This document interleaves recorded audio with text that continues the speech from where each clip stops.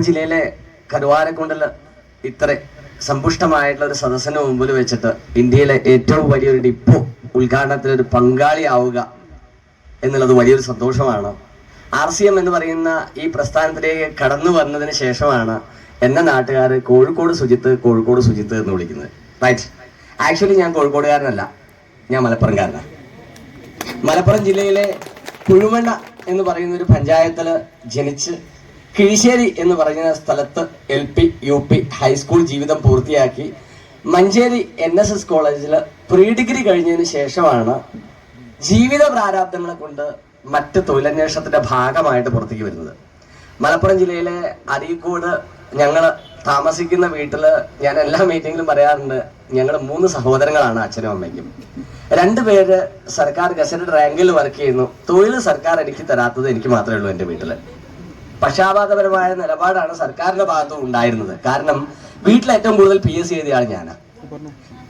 പണി കൊടുത്തത് സർക്കാർ അവർക്ക് 2 പേർക്കാണ് എന്ന് ഞാൻ പറയാറുണ്ട്. പക്ഷെ എന്റെ വീട്ടിലുള്ള ആളുകളും നാട്ടുകാരും പറയും മണ്ടന്മാർക്ക് സർക്കാർ പണി കൊടുക്കാറില്ല. പക്ഷെ എല്ലാ തലങ്ങളിലും മണ്ടന്മാരാവില്ലല്ലോ. അങ്ങനെ മലപ്പുറം ജില്ലയിൽ തന്നെ ഞാനൊരു ബിസിനസ് തുടങ്ങി അതിലൊരു അഗ്രഗണ്യനായിട്ട് മാറിയിട്ട് വീട്ടുകാരോടും നാട്ടുകാരോടും വെല്ലുവിളിക്കണം എന്നുള്ള തീരുമാനത്തോടു കൂടി ബിസിനസ്സിലേക്ക് ഇറങ്ങി. പക്ഷെ തലവർ അത്ര കറക്റ്റായിട്ട് ശരിയായിരുന്നില്ല. 5 വർഷം തികച്ചും മുന്നോട്ട് പോയില്ല. ബിസിനസ് പൊട്ടിയപ്പോൾ നാട്ടുകാരും വിളിക്കാൻ തുടങ്ങി ആ വീട്ടിലെ മന്ദപ്പനാണ് ആ നടുവിലിരിക്കുന്ന ആള്. അങ്ങനെ മലപ്പുറം ജില്ല വിടാൻ തീരുമാനിച്ചു. നാട് വിട്ടു എവിടേക്കെങ്കിലൊക്കെ പോയി വലിയ പൈസക്കാരനായിട്ട് ഇങ്ങോട്ട് തന്നെ തിരിച്ചു വരണമെന്നാണ് തീരുമാനിച്ചിരുന്നത്. പക്ഷെ മലപ്പുറം ജില്ല വിട്ട് ഒന്നുകിൽ ബോംബെ അല്ലെങ്കിൽ കൽക്കത്ത അല്ലെങ്കിൽ അബ്രോഡിൽ എവിടെയെങ്കിലും പോയിട്ട് വലിയ പൈസക്കാരനായിട്ട് വരണം എന്ന് തീരുമാനിച്ചപ്പോൾ മലയാളം മാത്രമേ സംസാരിക്കാൻ അറിയുള്ളൂ. കേരളം വിട്ടു പോകണമെങ്കിൽ മറ്റെന്തെങ്കിലും ഭാഷ അറിയണം. അങ്ങനെ തീരുമാനിച്ചു വേറെ ഏതെങ്കിലും ഒരു ജില്ലയിലേക്ക് വിടാം. അപ്പോൾ കല്യാണം കഴിച്ചത് കോഴിക്കോട് ജില്ലയിലാണ്, എന്നാൽ കോഴിക്കോട് ജില്ലയിലേക്കാവാം. അങ്ങനെയാണ് ഞാൻ കോഴിക്കോടുകാരനായിട്ട് മാറുന്നത്. അവിടെ ചെന്ന ഒരു തൊഴിലന്വേഷണത്തിന്റെ ഭാഗമായിട്ടാണ് RCM എന്ന് പറയുന്ന ഈ കൺസെപ്റ്റിനെ കുറിച്ച് അറിയുന്നത്. എനിക്ക് മൂർത്തിസാറിനും RCM എന്ന് പറയുന്ന ഈ 3 അക്ഷരം ഉപദേശിച്ചു തരുന്നത്, ഇതിന്റെ അരിസറി ഉപദേശിച്ചു തരുന്നത് നമ്മുടെ ഗ്രേറ്റ് ലെജൻഡ് ശ്രീ ഗോപകുമാർ സാറാണ്. അദ്ദേഹം RCM എന്ന് പറയുന്ന ഈ കൺസെപ്റ്റ് എനിക്ക് പറഞ്ഞു തരുന്ന സമയത്ത് എന്നോട് ചോദിച്ചൊരു ചോദ്യം, 3 വർഷം എൻ്റെ കൂടെ നിൽക്കാമെങ്കിൽ നിന്റെ വീട്ടിലെ ഏറ്റവും വലിയ പണക്കാരൻ നീയായിരിക്കും. അന്ന് കേരളത്തെ സംബന്ധിച്ചിടത്തോളം നെറ്റ്വർക്ക് മാർക്കറ്റിംഗ് കമ്പനികൾ ഇവിടെ സൂചിപ്പിച്ചു, നമ്മളെ ഇതിന്റെ ഓണർമാർ സൂചിപ്പിച്ചു, നെറ്റ്വർക്ക് മാർക്കറ്റിംഗ് കമ്പനികൾ ധാരാളമുണ്ട്. ജനങ്ങളെ കബളിപ്പിച്ച് പറ്റിച്ച് അങ്ങനെ നടക്കുന്ന കമ്പനികളാണ് നാട്ടുകാർ. 6 മാസം കഴിയുമ്പോൾ കമ്പനിയെ കാണാറില്ല. ഞാൻ എൻ്റെ ഈ പ്രസ്ഥാനം പരിചയപ്പെടുത്തിയ ഗോപകുമാർ സാറിനോട് ചോദിച്ചു, ഒറ്റ ചോദ്യം ചോദിച്ചുള്ളൂ, ഈ കമ്പനി എങ്ങനെ വിശ്വസിക്കാം? എവിടെയാ ആസ്ഥാനം? രാജസ്ഥാനാണ്. ഞാനിരിക്കുന്നത് എവിടെയാ? കോഴിക്കോടാ. രാജസ്ഥാനിൽ പോയിട്ട് കമ്പനിയെ കുറിച്ച് പഠിക്കാനോ അതിനെ കുറിച്ച് അറിവ് നേടാനോ ഒന്നുള്ള പ്രാപ്തി എനിക്കില്ല. അതുകൊണ്ട് ഈ കമ്പനി എങ്ങനെ വിശ്വസിക്കാം? അതിന് അദ്ദേഹം എനിക്ക് തന്ന മറുപടി TCGയെ കുറിച്ചോ കമ്പനിയുടെ അസറ്റിനെ കുറിച്ചോ ഒന്നുമല്ല. എന്നോട് ചോദിച്ച ഒരൊറ്റ ചോദ്യമുള്ളൂ, സുജിത്തിന് എന്താ ജോലി? പ്രത്യേകിച്ച് പണിയൊന്നുമില്ല, ജോലി അന്വേഷിച്ച് നടക്കാനാണ് എൻ്റെ പണി. എന്നാൽ ഇന്ത്യൻ എയർഫോഴ്സിലെ ഉയർന്ന പോസ്റ്റിലാണ് ഞാൻ ഇപ്പം ഇരിക്കുന്നത്. അടുത്ത മാസം 31-ാം തീയതി ഞാൻ എൻ്റെ ജോലി VRSന് എഴുതി കൊടുത്തു. ഇയാൾക്ക് വട്ടാണ്. ഇന്ത്യൻ എയർഫോഴ്സിലൊക്കെ ഒരു ജോലി കിട്ടുക എന്ന് പറഞ്ഞാൽ ഒരു മനുഷ്യന്റെ ആ കാലഘട്ടത്തെ ഏറ്റവും വലിയൊരു സ്വപ്നമാണ്. അവിടുന്ന് റിസൈൻ ചെയ്ത് RCM ചെയ്യാൻ വരാനോ? അടുത്ത മാസം 31-ാം തീയതി റിസൈൻ ചെയ്ത് പുറത്തിറങ്ങിയാൽ നിന്റെ കൂടെ ഈ പ്രസ്ഥാനത്തിൽ ഞാൻ ഉണ്ടാവും, എൻ്റെ കൂടെ നിനക്ക് നിൽക്കാൻ പറ്റുമോ?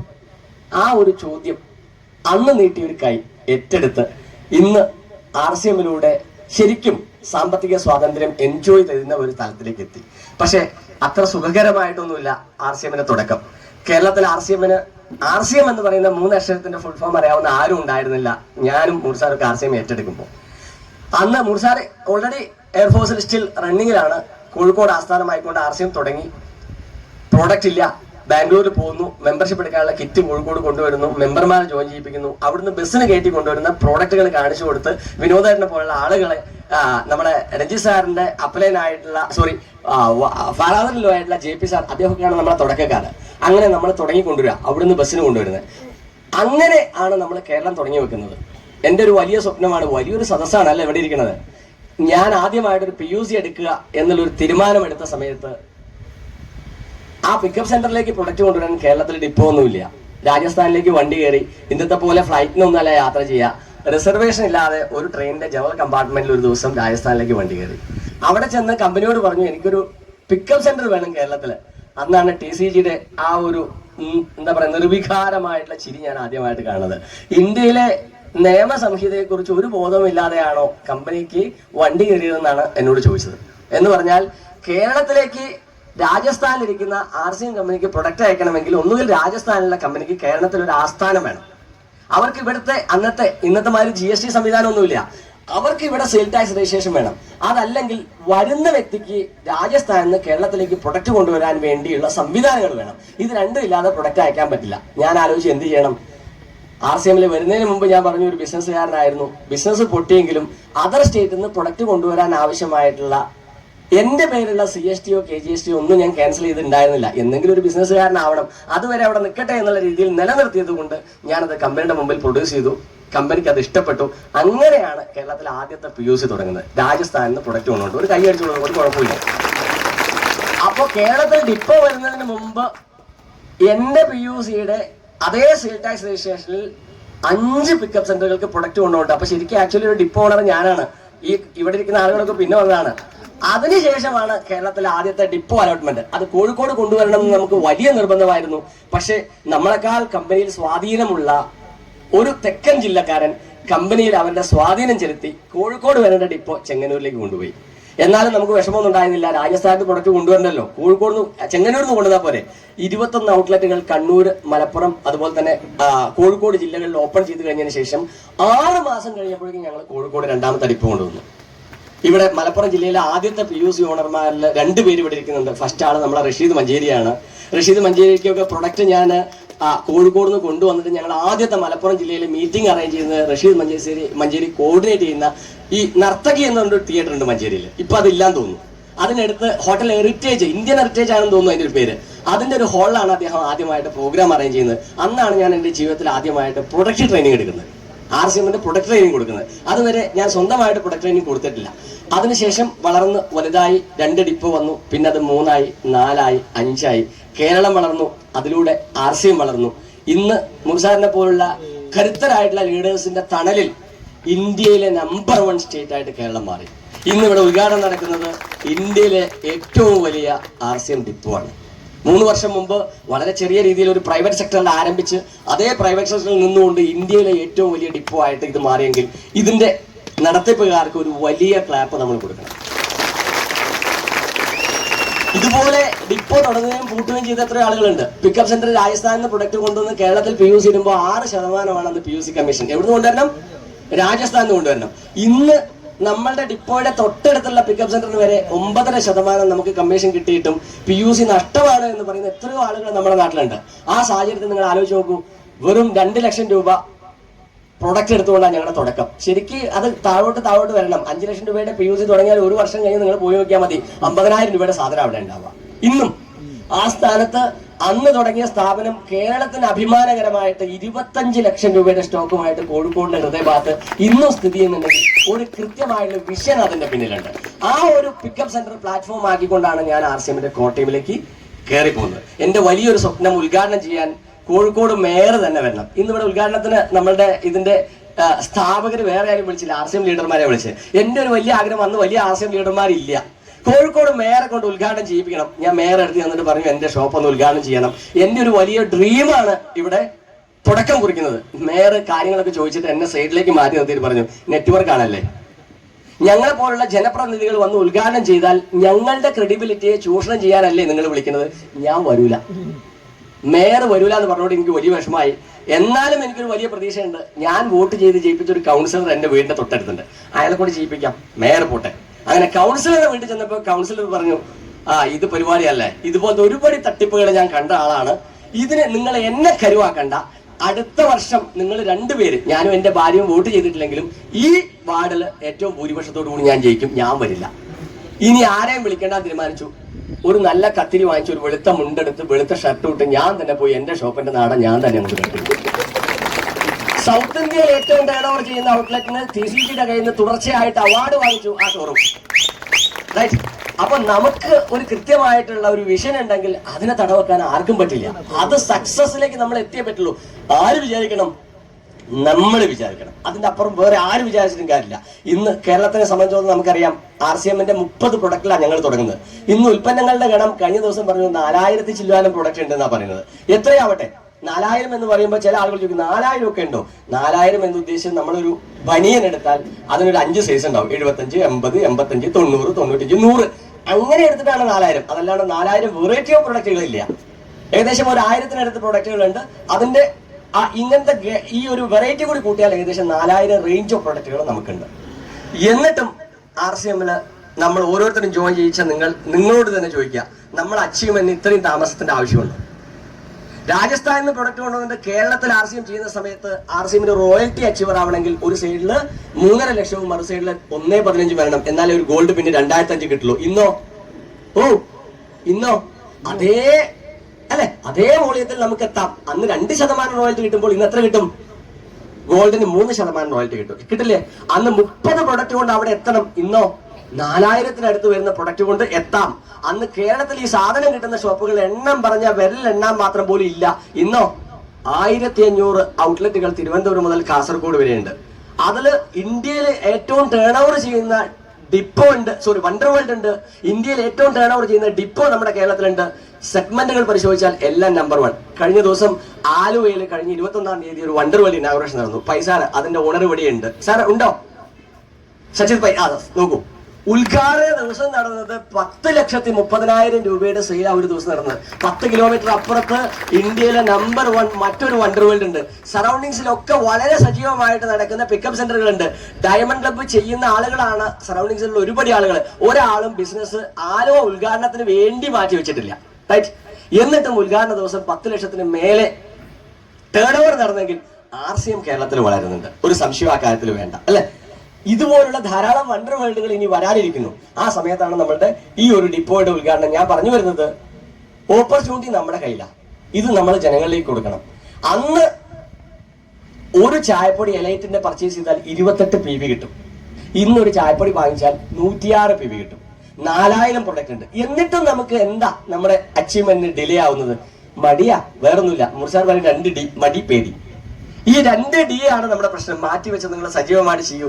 6 മാസം കൊണ്ട് RCMന്റെ ടെക്നിക്കൽ അച്ചീവർ ആയിട്ട് നിങ്ങൾക്ക് മാറാൻ പറ്റും. ഒരു സംശയം ആ കാര്യത്തിൽ വേണ്ട.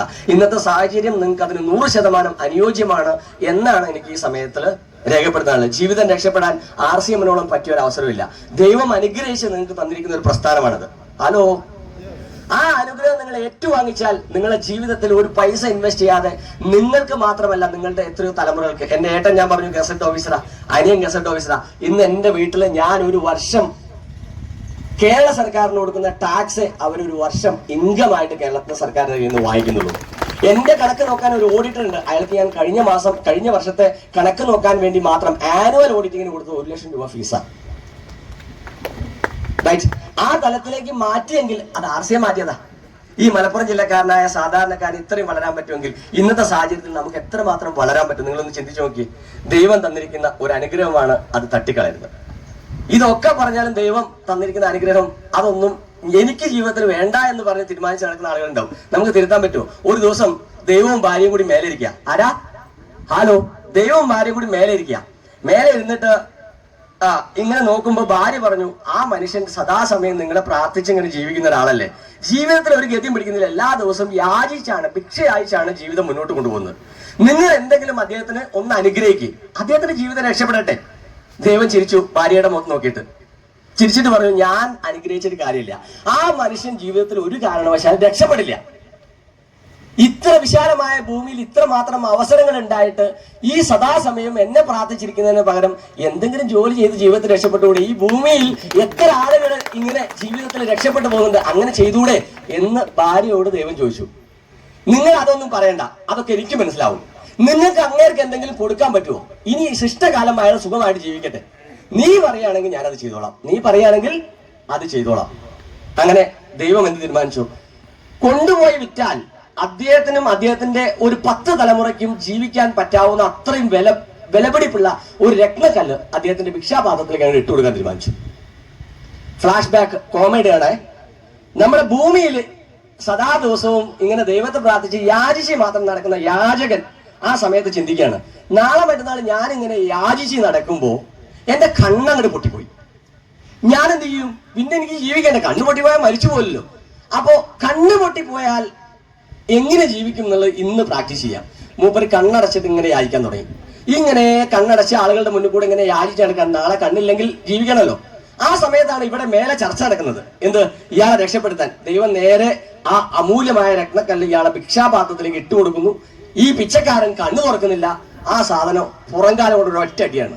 പോയിട്ട് അടുത്ത് വയലിൽ പോയിട്ട് വീണു, എവിടെയോ നഷ്ടപ്പെട്ടു. ദൈവം വീണ്ടും ഭാര്യയുടെ പുറത്ത് പോയി ചിരിച്ചു. ഞാൻ എന്ത് ചെയ്യാനാ? ചില ആളുകൾ ഇങ്ങനെയാ, ജീവിതത്തിൽ എന്ത് അവസരങ്ങൾ കിട്ടിയാലും പുറംകാലം കൊണ്ട് തട്ടിയെറിയും. അവരെ രക്ഷപ്പെടുത്താൻ നമുക്ക് പറ്റില്ല. നിങ്ങൾ ഈ ചെന്ന് പറയുന്ന ആളുകളൊക്കെ നിങ്ങളുടെ കൂടെ വരുമെന്നോ അവർ രക്ഷപ്പെടുമെന്നോ നിങ്ങൾ വിചാരിക്കരുത്. മുസാർ പറഞ്ഞു 90% ആളുകളും RCM വിട്ടുപോകും. ഓപ്പർച്യൂണിറ്റിയെ കുറിച്ച് കറക്റ്റായിട്ട് മനസ്സിലാക്കാത്ത ആളുകളാണ്. നിങ്ങളുടെ കൂടെ വരാൻ തയ്യാറുള്ള ഇഷ്ടംമാതിരി ആളുണ്ട്. ഞാൻ പറയാറുണ്ട് മീറ്റിങ്ങുകളിൽ, എത്രയോ വീടുകളിൽ RCMന്റെ ഉൽപ്പന്നങ്ങളുമായിട്ട് വീട് വീടാന്തരം കയറി ഇറങ്ങി പ്രൊഡക്റ്റ് വിറ്റൊരു കാലഘട്ടം എനിക്കുണ്ട്. എത്രയോ വീടുകൾ നിങ്ങൾ എന്നോട് തുറന്നു ചോദിച്ചിട്ടുണ്ട്. നിങ്ങൾ ആ പുറത്തെ ഗേറ്റിൽ എഴുതി വെച്ച് കണ്ടില്ലേ? എന്താണ് സാർ? പട്ടിയുണ്ട്, അത് കടിച്ചാൽ ഞങ്ങളുടെ ഉത്തരവാദിയല്ല, തുറന്നു വിട്ടുകയാണ്, അതുകൊണ്ട് അകത്ത് കയറുന്ന ഇതുപോലുള്ള സാധനങ്ങളൊന്നും ഞങ്ങൾ വാങ്ങാറില്ല എന്ന് പറഞ്ഞ് എന്നെ പിടിച്ച് പുറത്താക്കിയ വീട് വരെയുണ്ട്. ഈ സംഭവം എന്നെ വീട്ടിലേക്ക് വിളിച്ചു പറഞ്ഞിട്ട്, നല്ലൊരു കുടുംബമല്ലേ, 2 സർക്കാർ ഉദ്യോഗസ്ഥന്മാരും അവരുടെ ഭാര്യമാരും സർക്കാർ ഉദ്യോഗസ്ഥരുള്ള ഒരു നല്ല കുടുംബത്തിൽ ഒരുത്തം വീട് വിടാതെ ഈ സോപ്പും പേശിയും വെക്ക് നടക്കേണ്ട ആവശ്യമുണ്ടോ? നിങ്ങൾ അവനെ മറ്റു വല്ല പണിക്കോ ഏൽപ്പിക്കുക എന്ന് വീട്ടിലേക്ക് വിളിച്ചു പറഞ്ഞ എത്രയോ ആളുകളുണ്ട്. ഇന്ന് ആ പ്രസ്ഥാനത്തിലൂടെ എന്നെ അവര് പിടിച്ച് വീട്ടിൽ നിന്ന് പുറത്താക്കിയെങ്കിലും ഈ പ്രസ്ഥാനത്തിന്റെ ഉൽപ്പന്നങ്ങൾ ആവശ്യമുള്ള, ഈ പ്രസ്ഥാനത്തിന്റെ ഓപ്പർച്യൂണിറ്റി ആവശ്യമുള്ള ആളുകളെ ഞാൻ കണ്ടെത്തി, ഞാൻ വളർന്നു, RCMന്റെ ഇന്ത്യൻ കോർ ടീമിലേക്ക് എത്തി. ആ ആളുകളുടെ വീടിന്റെ പടിക്ക് കൂടെ പോകുമ്പോൾ ഞാൻ അങ്ങനെ നോക്കാറുണ്ട്. ഇപ്പോഴും അവർ പട്ടിയെ നോക്കിയിരിക്കാം, റൈറ്റ് അല്ലേ? അഭിഷാദ് ഗുരുവായൂർ എന്ന് പറയുന്ന ഒരു ട്രെയിനർ ഉണ്ട്. അദ്ദേഹത്തിന്റെ ഒരു ചെറിയ ക്ലിപ്പ് നമ്മൾ എവിടെയോ കണ്ടിട്ടുണ്ട്. എന്താണ്? ജീവിതത്തിൽ കഷ്ടപ്പെട്ട് ജീവിച്ച ഒരു മനുഷ്യൻ, അദ്ദേഹത്തിന് സക്സസ് വന്നപ്പോൾ അദ്ദേഹം ഒരു റോൾസ് റോയ്സ് കാർ എടുത്തു. റോൾസ് റോയ്സ് കാർ എടുത്തിട്ട് അതിലിങ്ങനെ ഓടിച്ചു പോകുമ്പോൾ, ഇന്ന് നമുക്ക് എന്ത് കിട്ടിയാലും നമ്മൾ എന്താ ചെയ്യുക? മലപ്പുറം ഡിപ്പോ ഉദ്ഘാടനത്തിന് ഉടനെ തന്നെ സെൽഫി എടുത്തു നമ്മൾ ഇൻസ്റ്റാഗ്രാമിലേക്ക് റീൽ ഇട്ട് കഴിഞ്ഞു. എത്രയോ റീലുകൾ ഇപ്പൊ ഇൻസ്റ്റാഗ്രാമിൽ പോയിട്ടുണ്ടാവും, എത്രയോ റീലുകൾ ഫേസ്ബുക്കിൽ പോയിട്ടുണ്ടാവും. ഈ ചെറുപ്പക്കാരൻ റോൾസ് റോയ്സ് കാർ എടുത്തപ്പോൾ തന്നെ അതിന്റെ മുമ്പിൽ നിന്ന് ഇങ്ങനെ അകത്ത് കയറി ഇങ്ങനെ ഡ്രൈവ് ചെയ്ത് പോകുന്ന പിക്ചർ അതേമാതിരി തന്നെ വീഡിയോ എടുത്ത് പോസ്റ്റ് ചെയ്തു. ആളുകൾ കമന്റ് ഇടാൻ തുടങ്ങി. അപ്പൊ അതിൽ താഴെ അസൂയാലുവായ ഒരു ചെറുപ്പക്കാരിട്ടു, റോൾസ് റോയ്സ് എന്ന് എഴുതിയതിന്റെ സ്പെല്ലിംഗ് തെറ്റാണ്. ഉടനെ തന്നെ അയാള് 2 ചിരി നമ്മൾ ഇമോജിസ്റ്റർമാരില്ലേ ഇട്ടിട്ട് പറഞ്ഞു, നീ ഒരു കാര്യം ചെയ്യ്, നീ എന്റെ സ്പെല്ലിംഗ് നോക്കി നടക്ക്, ഞാൻ എന്റെ ജീവിതത്തിൽ റോൾസ് റോയ്സ് കാർ ഓടിച്ചിട്ട് രസിക്കട്ടെ. വീട്ടിലേക്ക് കിടന്നാൽ പട്ടി കടിക്കും എന്ന് പറഞ്ഞവൻ ഇന്നും ആ വീട്ടിൽ പട്ടിയെ നോക്കിയിരിക്കുമ്പോൾ, ഈ കേരളത്തില് ഇന്ന് എനിക്കറിയാം കോഴിക്കോട് ജില്ലയിൽ ഏറ്റവും കൂടുതൽ ഇൻകം ടാക്സ് കൊടുക്കുന്ന കാറ്റഗറി ഓഫ് മെമ്പേഴ്സിൽ ഒരാളാണ് ഞാൻ. RCM ആക്കി മാറ്റിയതാണ്. അതേ ഓപ്പർച്യൂണിറ്റിയാണ് നിങ്ങളുടെ മുമ്പിലുള്ളത്. പക്ഷേ നിങ്ങൾക്ക്, ഞങ്ങൾ തുടങ്ങിയ സമയത്ത് ഒരു ഫസ്റ്റ് ഗിയറിലിട്ട് ഇത് കൊണ്ടുപോകേണ്ടിയിരുന്നെങ്കിൽ ഇന്ന് നിങ്ങൾക്ക് 6th ഗിയറിലിട്ട് ഒരു RCM സ്റ്റാർട്ട് ചെയ്യാം. ഇന്ത്യയിലെ ഏറ്റവും ടേൺ ഓവർ ചെയ്യുന്ന ഔട്ട്ലെറ്റുകൾ, ഇന്ത്യയിലെ ഏറ്റവും ടേൺ ഓവർ ചെയ്യുന്ന ഡിപ്പോകൾ, ചെയ്യാൻ സുന്ദരമായിട്ടുള്ള അന്തരീക്ഷം, നല്ല ലീഡർമാർ, സപ്പോർട്ടിംഗ് സിസ്റ്റം, മീറ്റിങ്ങുകൾ, എല്ലാ ഫെസിലിറ്റികളും ഉള്ള കേരളത്തിൽ ഒരു പക്ഷേ അതാവാം നിങ്ങളെ മടിയന്മാരാക്കുന്നത്. ഇത്രമാത്രം സൗകര്യങ്ങൾ കിട്ടുന്നതായിരിക്കാം നിങ്ങളെ മടിയന്മാരാക്കുന്നത്. മറക്കരുത് സുഹൃത്തുക്കളെ, ഇന്ന് നമ്മൾ ഇന്ത്യയിൽ ഈ ഉറപ്പാണ്, വരുന്ന 3 വർഷം കഴിഞ്ഞ് ഇനിയൊരു ഇനാഗുറേഷൻ നടക്കുമ്പോൾ അതിന്റെ ഇനാഗുറേഷൻ അല്ലെങ്കിൽ ഇവിടെ നടക്കുന്ന ചടങ്ങ് ഇപ്പോ കഴിഞ്ഞ മാസം ഒരു പക്ഷേ 3 കോടിക്ക് മേലെ ആയിരിക്കും ഈ ഡിപ്പോയുടെ ടേൺ ഓവർ. ഇനി നമ്മൾ വരാൻ പോകുന്നത് 10 കോടി ടേൺ ഓവർ എത്തിയ ഒരു ഫംഗ്ഷൻ ആയിരിക്കും ഇവിടെ നടത്തുക. മലപ്പുറം ഡിപ്പോ 10 കോടി എത്തിയുണ്ട്. എനിക്കറിയാം കേരളത്തിൽ ഏറ്റവും കൂടുതൽ ജനങ്ങൾ ജീവിക്കുന്ന ജില്ല മലപ്പുറം ജില്ലയാണ്. 40 ലക്ഷത്തിലധികം ആളുകൾ ഇവിടെയുണ്ട്. 2000 പേര് കൺസിസ്റ്റൻസി പർച്ചേസ് ചെയ്യുന്ന ആളുകൾ RCMന്റെ മലപ്പുറം ജില്ലയിലില്ല. 40 ലക്ഷം ആളുകളുടേക്കും വീണ്ട പ്രൊഡക്റ്റ് അല്ലേ RCMന്റെ കയ്യിലുള്ളത്. 2000 പേരില്ല. ഞങ്ങളുടെയൊക്കെ ചെറുപ്പകാലത്തിൽ RCM ജീവിതത്തിൽ രക്ഷപ്പെടാൻ വേണ്ടിയിട്ട് ആളുകൾ ഗൾഫിലേക്ക് വണ്ടി കയറും. വണ്ടി കയറി കഴിഞ്ഞാൽ കുട്ടികളെയും ബന്ധുക്കളെയും ഭാര്യമാരെയും, അത് ഭാര്യയെയും അതുപോലെ തന്നെ എല്ലാം വിട്ടൊഴിഞ്ഞ് 2 വർഷമൊക്കെ അവിടെ പോയി ജീവിച്ച് കുറച്ച് പണമായിട്ട് നാട്ടിലേക്ക് തിരിച്ചു വരും. 2 മാസം കഴിയുമ്പോൾ അത് കഴിഞ്ഞ് വീണ്ടും നമ്മൾ ഇവരെയൊക്കെ ഉപേക്ഷിച്ചിട്ട് അങ്ങോട്ട് പോവാണ്. ഞാൻ പറയുന്നത് നിങ്ങൾ എവിടെയും പോകണ്ട. 6 മാസക്കാലം നിങ്ങൾ ഇങ്ങോട്ട് പോര് കരുവാരക്കുണ്ടിലേക്ക്. മലയാളിമാർക്ക് ഇഷ്ടപ്പെടുമെന്ന് എനിക്കറിയില്ല. നിങ്ങൾ ഇങ്ങോട്ട് പോരും. വിനോദേട്ടൻ ചിലപ്പോൾ ഇഷ്ടപ്പെടില്ല, രഞ്ജിത് സാറിന് ഇത്തിരി ഇഷ്ടക്കുറവുണ്ടാവും, നിങ്ങൾ അത് നോക്കണ്ട. നിങ്ങൾ ഇങ്ങോട്ട് പോര്. കരുവാരക്കുണ്ട്, മേലാറ്റൂര്, കാളികാവ്, വണ്ടൂര്, പൂക്കോട്ടുംപാടം, തുവ്വൂര് എന്ന് പറഞ്ഞിട്ട് ഇതിന്റെ സറൗണ്ടിങ്സിൽ കുറെ പഞ്ചായത്തുകളുണ്ട്. ഞാൻ പറയുന്നു 1% ആളുകൾ അവിടെ RCM അറിഞ്ഞിട്ടില്ല. അറിയപ്പെടാത്ത ഇവരുടെ ഇടയിലേക്ക് RCM പ്രൊഡക്റ്റുമായിട്ട് നിങ്ങൾ കയറി ചെല്ലുക. ഓപ്പർച്യൂണിറ്റിയും ഉൽപ്പന്നങ്ങളും നിങ്ങൾ താരതമ്യപ്പെടുത്തി പറഞ്ഞു കൊടുക്കുക. അവരുടെ ജീവിതത്തിൽ കിട്ടാൻ പോകുന്ന നേട്ടങ്ങൾ നിങ്ങൾ അവരുടെ മുമ്പിൽ അവതരിപ്പിക്കുക. എന്നിട്ട് നിങ്ങൾ ഇങ്ങോട്ട് കൂട്ടിക്കൊണ്ട് വേറെ എവിടെയും പോകണ്ട. ഇവിടെ കൊണ്ടുവന്നാൽ ഈ ഡിപ്പോ ഓണർമാർ വിശാലമായ ഒരു കോൺഫറൻസ് ഹോൾ അവിടെ തയ്യാറാക്കി വെച്ചിട്ടുണ്ട്. സുന്ദരമായിട്ട് ക്ലാസ് കൊടുക്കാനുള്ള ഓപ്പർച്യൂണിറ്റി അവിടെ ഉണ്ട്. അത് കഴിഞ്ഞാൽ പ്രൊഡക്റ്റ് പർച്ചേസ് ചെയ്യാൻ ഇന്ത്യയിലെ ഏറ്റവും വലിയൊരു ഡിപ്പോ, അതോടനുബന്ധിച്ച് ഒരു പിക്കപ്പ് സെന്റർ ഇവിടെ റെഡിയാണ്. നിങ്ങൾ ഈ ഈ ഒരൊറ്റ സ്ഥാപനം ഉപയോഗിച്ച് 6 മാസം പണിയെടുത്താൽ നിങ്ങളെ ജീവിതത്തിൽ 1 ലക്ഷം രൂപ ഒരു മാസം വരുമാനം വാങ്ങിക്കുന്ന ഒരു ലീഡറായിട്ട് നിങ്ങൾക്ക് മാറാൻ പറ്റും. ഇതും എനിക്ക് വേണ്ട എന്ന് തീരുമാനിച്ചാൽ നമുക്ക് പിന്നെ ഒരു ഗതിയില്ല. റൈറ്റ്? എന്തായാലും ഇങ്ങനെ ഒരു അവസരം നിങ്ങളുടെ മുമ്പിലുണ്ട്. വേറെ എവിടെയും പോട്ടെ. ഞാൻ ആദ്യമായിട്ട് 2005 നവംബർ മാസം 23-ാം തീയതി സുരേന്ദ്രൻ സാറിന് ആദ്യമായിട്ട് കേരളത്തിൽ കൊണ്ടുവരുന്ന ദിവസം അദ്ദേഹം കേരളത്തിൽ വന്ന് പ്രോഗ്രാം ഒക്കെ കഴിഞ്ഞ് അദ്ദേഹം കോഴിക്കോട് സ്പാൻ ഹോട്ടലിൽ റൂമിൽ നിൽക്കുന്ന സമയത്ത് ഞാൻ അദ്ദേഹത്തിന്റെ അടുത്ത് ചെന്ന് ചോദിച്ചു, സാർ എനിക്ക് രക്ഷപ്പെടണം, എന്റെ കുടുംബത്തിൽ എന്റെ ഏട്ടന്റെയും അനിയന്റെയും കുട്ടികൾ ജീവിക്കുന്നത് പോലെ, അവരുടെ ഭാര്യമാർ ജീവിക്കുന്ന പോലെ എന്റെ ഭാര്യയും എന്റെ കുട്ടികൾക്കും എനിക്ക് ജീവിതം കൊടുക്കണം, അവർക്ക് സമ്പത്ത് കൊടുക്കണം. അത് RCM-ലൂടെ എനിക്ക് പറ്റുമോ? എന്നോട് അദ്ദേഹം ചോദിച്ച ചോദ്യം, ബ്രേക്ക്ഫാസ്റ്റ് കഴിച്ചു. എവിടുന്നാ കഴിച്ചേ? വീട്ടിൽ നിന്ന്. ലഞ്ച് സാധാരണ എവിടുന്നാ കഴിക്കുക? വീട്ടിൽ നിന്ന്. വേറെ പണിയൊന്നുമില്ലല്ലോ. ഡിന്നറോ? വീട്ടിൽ നിന്ന്. വീട്ടിൽ TV ഉണ്ടോ? ഉണ്ട്. 5 വർഷക്കാലം BV-യും TV-യും അല്പം ഒന്ന് മാറ്റിവെക്കാൻ തയ്യാറാവുകയാണെങ്കിൽ 5 വർഷം കഴിഞ്ഞാൽ നിങ്ങളെ TV-ക്കുള്ളിൽ കാണും, നിങ്ങൾക്ക് BV-യുടെ കൂടെ ഇരിക്കാം. അദ്ദേഹം ഉദ്ദേശിച്ച BV പോലെയല്ല, നമ്മൾ ഉദ്ദേശിച്ച RCM-ന്റെ BV അല്ല. 5 വർഷക്കാലം നമുക്ക് ഭാര്യയുടെ കൈകൊണ്ട് രാവിലെ ബ്രേക്ക്ഫാസ്റ്റ് കിട്ടണം, ഉച്ചയ്ക്ക് ലഞ്ച് കിട്ടണം, വൈകിട്ട് ഡിന്നർ കിട്ടണം, വൈകുന്നേരത്തെ ചായ അവളെ കൈകൊണ്ട് കിട്ടണം, TV വീട്ടിൽ കാണണം, എൻജോയ് ചെയ്യണം, വരുമാനം വേണം. നടക്കുമോ? ഇച്ചിരി ഒന്ന് മാറ്റിവെക്കാൻ നിങ്ങൾ തയ്യാറായാൽ നേട്ടങ്ങൾ നിങ്ങളുടെ പിന്നാലെ ഓടി വരും. ഇന്ന് എന്നെ സംബന്ധിച്ചിടത്തോളം എന്നെ TV-യിലൂടെ കണ്ടിരിക്കുന്ന എത്രയോ ആളുകൾ ഇവിടെയുണ്ട്. RCM-ന്റെ Zoom പ്ലാറ്റ്ഫോമിലൂടെയും മറ്റു പല രീതിയിലും കാണാറുണ്ടോ? കഴിഞ്ഞ ദിവസം ഞാൻ തമിഴ്നാട്ടിൽ ചെന്നിട്ട് തമിഴ്നാട്ടിലെ ഏറ്റവും വലിയ വണ്ടർ വേൾഡ് ഉദ്ഘാടനം ചെയ്തപ്പോൾ പിറ്റേ ദിവസം അവിടുത്തെ ഏതോ ഒരു പത്രത്തിൽ വന്ന റിപ്പോർട്ട് വിത്ത് ഫോട്ടോസ് ആയിട്ട് എനിക്ക് അയച്ചു തന്നു. ആ തലത്തിലേക്ക് ഈ മലപ്പുറം ജില്ലയിൽ അരീക്കോട് സ്വദേശിയായ എനിക്ക് മാറാൻ പറ്റിയെങ്കിൽ നിങ്ങൾക്ക് അതിനേക്കാളും എത്രയോ വലിയ രീതിയിൽ മാറാം. അങ്ങനെ ഒരു കാഴ്ചപ്പാട് നിങ്ങളുടെ ഉള്ളിൽ ഉണ്ടാവണം, ഒരു വിഷൻ നിങ്ങൾ ക്രിയേറ്റ് ചെയ്യണം. ഇന്ന് അതിന് പറ്റിയ ഒരു അവസരമാണ്. ഇന്ന് നിങ്ങൾ ഒരു പ്രതിജ്ഞ എടുക്കണം, വരുന്ന 6 മാസം കൊണ്ട് ഞാൻ RCM-ൽ ഒരു ടെക്നിക്കൽ അച്ചീവർ ആവാം. 6 മാസം കൊണ്ട് ടെക്നിക്കൽ അച്ചീവർ ആവും എന്ന് പ്രതിജ്ഞ എടുത്ത ഒരു വ്യക്തിക്ക് ഒരു ബുദ്ധിമുട്ടുമില്ലാതെ അത് ഏൺ ചെയ്യാൻ പറ്റുന്ന ഒരു മിഷൻ ടെക്നിക്കൽ അച്ചീവർ 2024 എന്ന് പറയുന്ന ഒരു പ്രൊജക്ട് നമ്മളിപ്പോ ഇങ്ങനെ അവതരിപ്പിച്ചുകൊണ്ടിരിക്കുന്നുണ്ട്. അതിന്റെ ഒരു റിസൾട്ട് ആകെ ഇങ്ങനെ അലയൊടിച്ചുകൊണ്ടുണ്ട് എന്ന് തോന്നുന്ന ആളുകളൊന്ന് കൈയടിച്ചേ. ഈ ഒരു പദ്ധതിയിലേക്ക് വന്ന് അതിന്റെ റിസൾട്ട് എൻജോയ് ചെയ്ത് എത്ര കരങ്ങളാ മതിയെന്ന് നിങ്ങൾ നോക്കൂ. നിങ്ങളെ ലീഡേഴ്സുമായിട്ട് കോർഡിനേറ്റ് ചെയ്യൂ. ഉറപ്പായിട്ടും ഈ വർഷം വരാൻ പോകുന്ന കമ്പനിയുടെ 24ാമത് ആനിവേഴ്സറിയിൽ ഡൽഹിയിൽ ആ വലിയ ഓഡിറ്റോറിയത്തിന്റെ സ്റ്റേജിൽ കയറണം. പുറത്ത് കാമ്യാനെ ചെന്നാലും നിങ്ങൾക്ക് ചെറിയ ട്രോഫി കിട്ടും. അതെനിക്ക് വേണ്ട.